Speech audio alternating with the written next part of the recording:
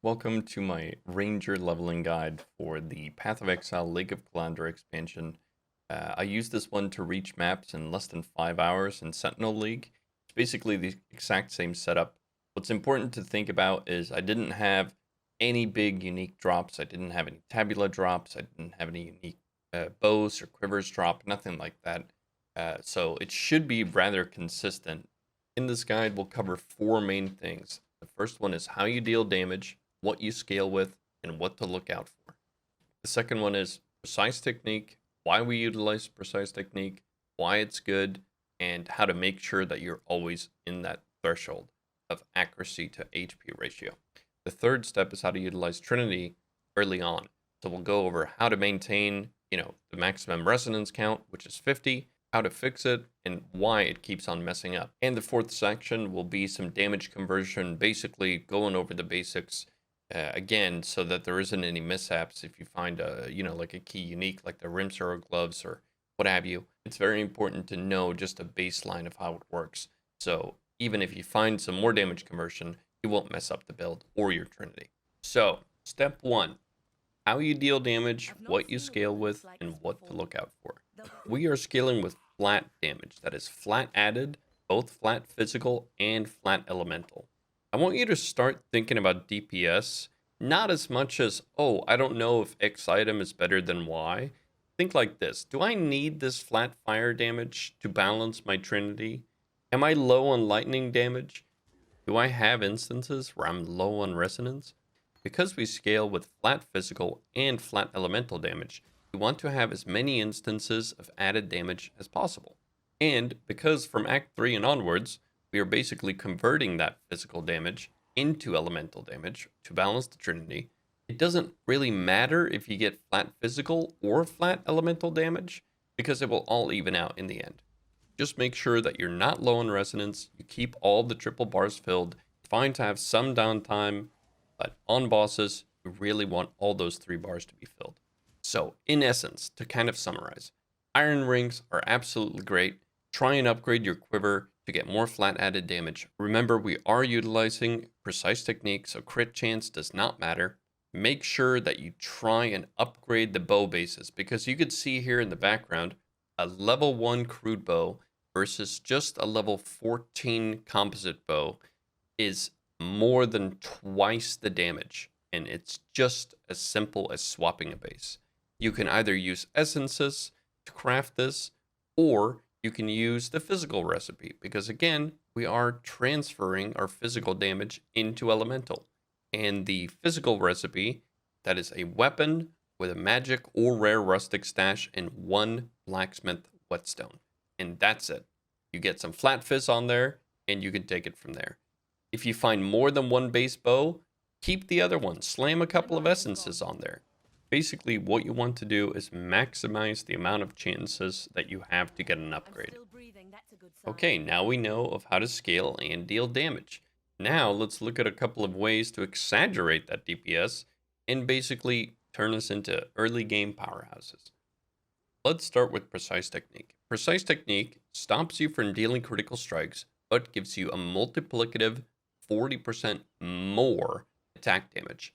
This is extremely good for us because we again scale off of the flat physical and flat elemental added, which means that we get a lot more damage. And I know letting go of the crit may seem like a bad play, but trust me, you won't have enough crit chance to make it worth it this early anyway, and it will give you a ton of damage. So, as it says in the description, it says 40% more attack damage if accuracy is higher than maximum life. What this means is you have to look inside of your tooltip. Just make sure that you check it every now and again. Just go into your profile, check your flat accuracy rating, and as long as the flat accuracy added is more than your flat maximum life, you're good. Now, Trinity. Trinity is definitely by far the most complex thing about this build, but in essence, it's really not that hard.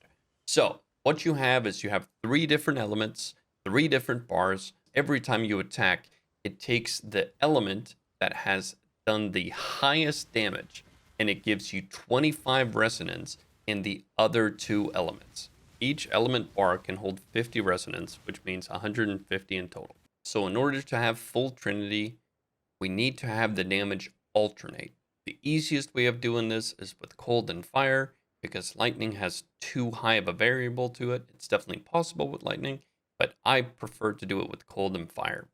So in order to be at full resonance with Trinity, all you need to do is make sure that you're varying the element that you're hitting with. You only need to vary with 2, because remember, it takes the highest elemental damage of the hit that you did, and it basically gives you 25 resonance of the other 2 elements, right?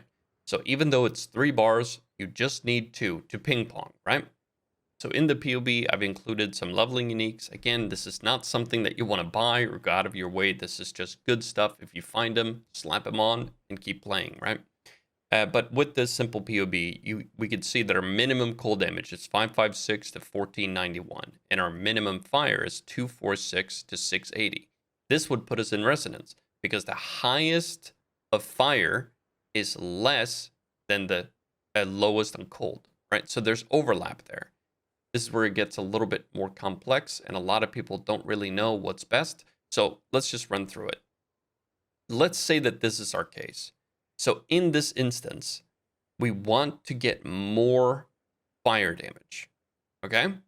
Because if we can get fire and cold as close to each other as possible, the rolls that will keep happening, if there's a bigger threshold, a bigger, think of it like a bag of numbers. If you bring them closer to each other, that is just making the bag bigger, which means that you'll have an easier time remaining in resonance. Now, let's look at some damage conversion.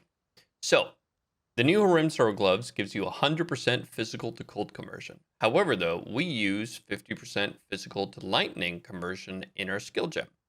Now, looking at the wiki, we could see that there's a damage priority line. So in this case, even though we have 100% conversion on the gloves, it actually wouldn't matter if you have 100% cold conversion on the gloves, because as we can see in the priority line, the lightning conversion takes place before the cold conversion. So in this case, if you have 50% on your skill gem and 100% on the gloves, you would still deal 50-50 lightning and cold damage. If you do end up finding the Horimsaro gloves, please do remember to spec out of the cold mastery, as you no longer need the conversion. So for the skill tree, we're focusing on 2 things, raw damage and speed. So first, come over here, take aspect of the links, and we're going to go down, grab this movement speed here. I tried going right hand side, but honestly, the mana and the strength and the int felt better than just the flat life. So that's why we take the left side here. Go down, take the speed, and then basically rush down, take precise technique. You can grab some accuracy nodes here. Again, make sure that you check your HP threshold to see if you need accuracy or not. After that, we go over here. We grab some cold conversion from the physical. You can grab these nodes for some extra movement speed and facing as well, facing on kill. And you also take the 10% movement speed if we haven't taken damage recently. You can take the onslaught nodes. Remember, when you take these onslaught nodes, to take the skill gem onslaught out of your actual gear, because you no longer need it. And we also go down here and take this mana leech node. Now, mana leech early actually allows you to do some pretty nutty shit. So what I'm probably going to do is I'm probably going to take all 3 of these. Again, it's just personal preference. Play with it, see what you need. And if you need more, you could just take this point. If you need even more, you could just take this point, etc., etc. Then we go down and we're going to grab some more movement speed down here, some grace reservation there. This is huge damage up here. Go down, take the point blank, and from this point, you can either decide, you can spec out of these points, take the facing up here.